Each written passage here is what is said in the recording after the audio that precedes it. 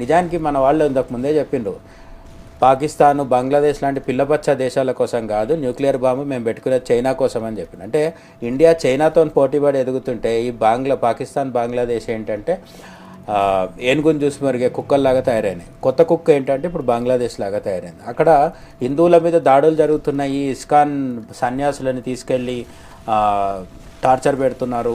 ఇవన్నీ కాకుండా బార్డర్లో డ్రోన్స్ ఎగిరేసి కథలు పడే ఉద్దేశం కూడా ఉంది మొహమ్మద్ యూనస్కి. ఎందుకు ఇవన్నీ చేస్తున్నాడు అంటే జనవరి 20న ట్రంప్ వచ్చిన తర్వాత వీడి ఆటలు సాగవు. అట్లాంటి ట్రంప్ వచ్చి భారతదేశానికి సంపూర్ణ మద్దతు ప్రకటించేస్తాడని నేనేమనట్లేదు. అమెరికా డీప్ స్టేట్ ప్రభావం ట్రంప్ మీద కూడా ఉంటుంది.